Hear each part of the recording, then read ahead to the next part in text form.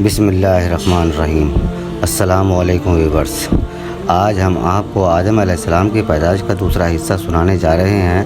اگر آپ نے اس کہانی کا پہلا پارٹ نہیں دیکھا ہے تو آپ ہمارے اس چینل پر جا کر دیکھ سکتے ہیں یا پھر پن کومنٹ کے لنک پر کلک کر کے دیکھ سکتے ہیں۔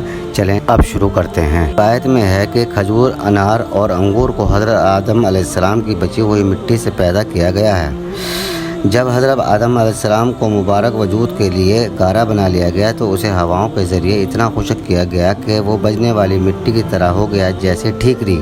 پھر اللہ پاک نے فرشتوں کو حکم ارشاد فرمایا کہ اس کو مکہ طائف کے درمیان وادی نعمان میں عرفات کے پہاڑ کے نزدیک رکھ دو۔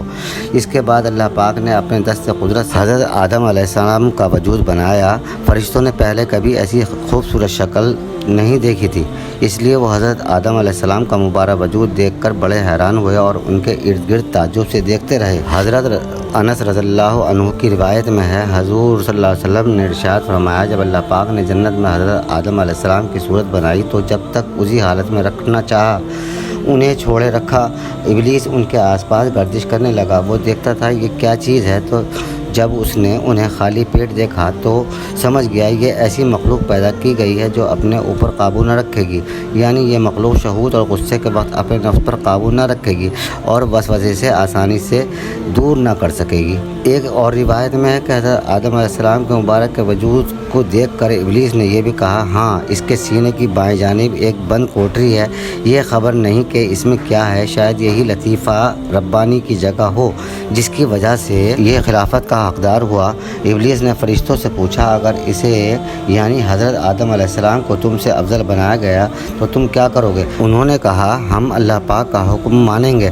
بدبخت شیطان اپنے دل میں کہنے لگا، اگر اسے مجھ سے افضل بنایا گیا تو میں اس کے تابع نہیں رہوں گا۔ نے جب حضرت آدم علیہ السلام کو زمین پر بھیجا تو شیطان نے درندوں کو آپ علیہ السلام کے خلاف بھڑکا دیا، جس کے نتیجے میں کتے نے سب سے پہلے آپ پر حملہ کیا۔ اتنے میں حضرت جبرائیل علیہ السلام اترے اور عرض کی، اپنا ہاتھ اس پر رکھیں۔ حضرت آدم علیہ السلام نے ایسا کیا تو کتا سکون میں آ گیا، مانوس ہو گیا اور آپ کی حفاظت کرنے لگا۔ کتے کی طبیعت میں قیامت تک کے لیے اولاد آدم کی محبت رکھ دی گئی ہے۔ کہ معنی ہے مجتمع ہونا، مکمل ہونا۔ جمعہ کو جمعہ اس لیے کہتے ہیں کہ اس دن میں حضرت آدم علیہ السلام کے جسم شریف کی تکمیل ہوئی۔ فرمان آخری نبی اکرم صلی اللہ علیہ وسلم، بہترین دن جس میں سورج نکلے جمعہ کا دن ہے، اس لیے اس دن حضرت آدم علیہ السلام کو پیدا کیا گیا، اس دن انہیں اتارا گیا، اس دن ان کی توبہ قبول فرمائی گئی، اس دن ان کی وفات ہوئی اور اسی دن قیامت ہوگی۔ یہاں حضرت آدم علیہ السلام کی پیدائش یا تو ان کے جسم شریف کی تکمیل ہے یا جسم شریف میں روح پھونکنا مراد ہے، کیونکہ حضرت آدم علیہ السلام کے جسم کی ساخت تو بہت عرصہ تک ہوتی رہی۔ ہر قسم کی مٹی پانی کا جمع فرمانا، پھر اس کا خمیر کرنا، پھر اعضاء ظاہری کی باطنی کا بنانا، پھر بہت روز تک سکھانا، اس میں بہت دن لگے، یہ ایک دن اور ایک ساتھ میں نہیں ہوا ہے۔ اللہ پاک کے پیارے پیارے آخری نبی مکی مدنی محمد عربی صلی اللہ علیہ وسلم کی وجہ سے ساری کائنات کو پیدا کیا گیا۔ آپ نہ ہوتے تو کچھ نہ ہوتا، لہٰذا آپ صلی اللہ علیہ وسلم کا یوم ولادت پیر شریف کا دن حضرت آدم علیہ السلام کو یوم ولادت جمعہ کا دن سے افضل ہے۔